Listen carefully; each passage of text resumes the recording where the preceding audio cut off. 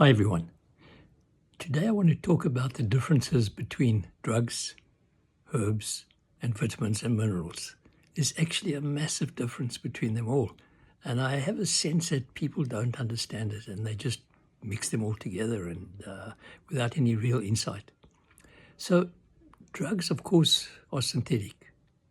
Sometimes they can be semi-synthetic, like ivermectin, for example, which has its roots in nature. And drug companies love it, actually, if they can use parts of nature and then add to it, because nature does the difficult part, the complexity of it. And then they add something to that molecule to make up something like that they can patent. And that's the reason why they patent it and why they don't like to use natural products which can't be patented. So no big money for them. So that's the thing with drugs. Most drugs are synthetic. They are simple molecules. I say that drugs come out of the mind of man and herbs come out of the mind of God. And that's true. Most drugs are synthesized in laboratories. They have a very unique action, a very clear focus, and a very reductionistic approach. They have a specific activity. They're there to block some kind of chemical process. So you can listen to the names of them, like antihistamines, blocking histamine, beta blockers, serotonin uptake inhibitors. So these are all chemicals that block a very specific target, receptor site, or block enzymes which prevent the activity, the natural activity. Now, one needs to understand what's going on there, because when you interfere with a function, you are interfering with the function, and therefore you're making the body more dysfunctional. Now, there may be a real important place for that. If the body is totally out of control, let's say like hypothyroidism or whatever, or the heart is racing like crazy, yeah, sometimes one needs to bring in some kind of control. I think it's important to understand that symptoms are not, as it were, wrong. Symptoms are the body's call for help. So we call them the disease or the illness, but we have to be careful how we think about it, because the illness is not something separate from the body. The body is always doing the very best it can. It has to. It has to keep the pH constant. It has to keep the temperature constant. It has to make sure that every single cell, the billions of cells, have all the nutrients they need and that all the toxins are removed. That's priority. The body is there to keep the body, the health is there to keep the body alive. So all the functions in the body are constantly going on. So that's why I say even when a person is really ill, there's still more health in that person than there is ill health, because it's the health that's keeping the body alive. So, yeah, under the worst circumstances, the body is still doing the best it can. As a result of doing the best it can, symptoms and signs may appear because there are interference factors.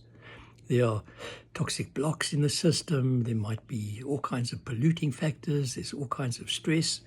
So even under the worst stress, the body still has to maintain health, still has to digest the food, still has to keep the heart going, still has to keep the pH constant. So health is still functioning, and health is doing the best it can. And the symptoms and signs are actually a call for help from the body, saying, I'm doing the best I can, I'm keeping you alive, but I still need some help here. So sometimes drugs have absolutely an essential part to play, because they help to bring some level of control where the system is losing control completely, and their drugs are amazing. So that's why we turn to drugs for acute conditions or serious, life-threatening conditions, because we know the system can't handle it and is asking for help. So that's where drugs really do have a place. So I'm not really against drugs, but we need to remember they are synthetic. They are coming in with a power, real power, strong power, and they are blocking a physiological process. And because they're blocking a physiological process, the body has to do something about it, because the body was doing the best it could. And the symptoms were the result of that, doing the best it could to maintain functionality. Now you put a drug which blocks a function. Absolutely, the body says, okay, thank you. But now there's a drug interference. The body has to now reshape everything it was doing before to still maintain health. Remember that whatever the underlying cause of the dysfunction is still there. Taking a drug doesn't remove the underlying cause. All the drug does is helping the body to bring some level of control for the moment. So the drug is there. The body now has to reshape its functionality in order to cope with this interference factor. So very often symptoms and signs of the drug seem to be of the drug appear. In a sense, they're not side effects of the drug. They're the best the body can do with the drug in place. The body has to reevaluate itself and re-navigate and change all kinds of functionalities in order to still maintain health.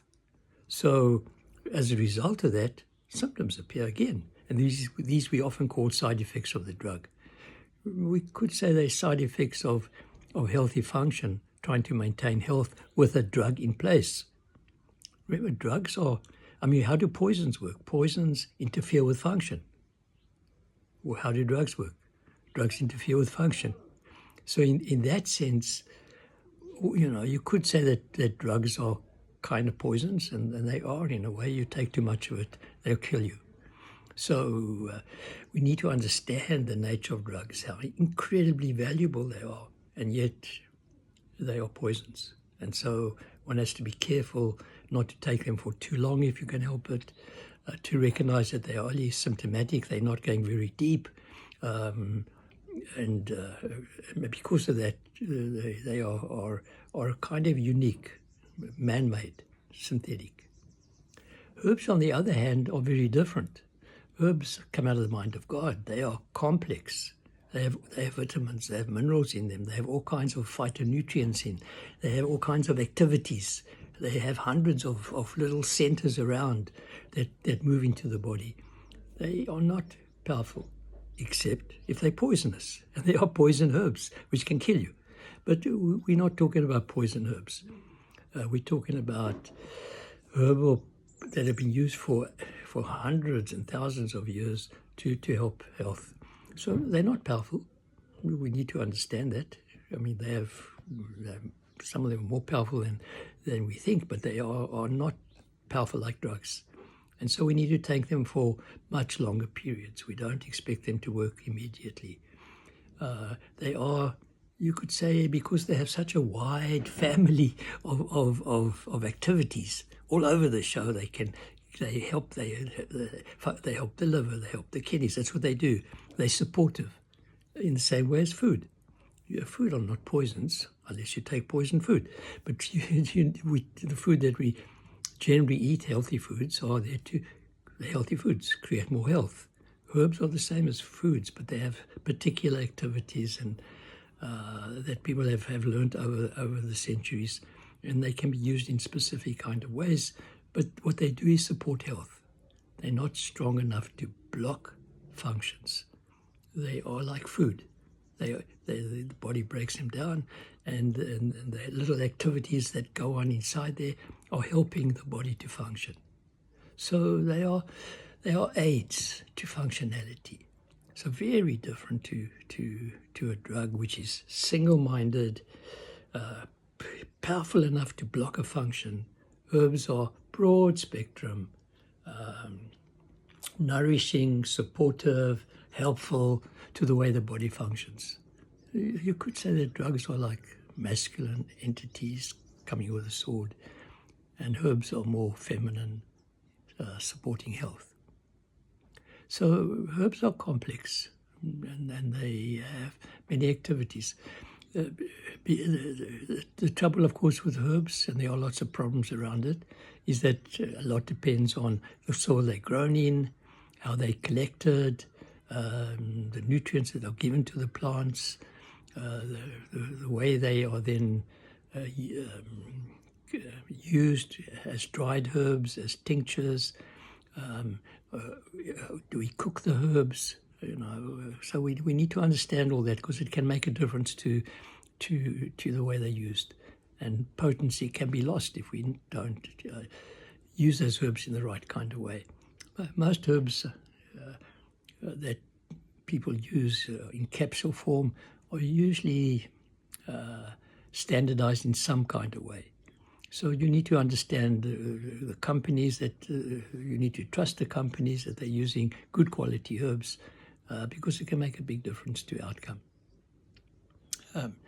Of course, vitamins and minerals are different. I mean, vitamins and minerals are in plants as well. Every plant has its own vitamin and mineral complex.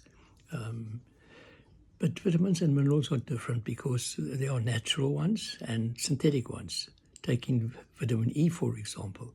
Now you can see often on a bottle it says natural vitamin E, but most of it, they are extracted from oils, and most of them are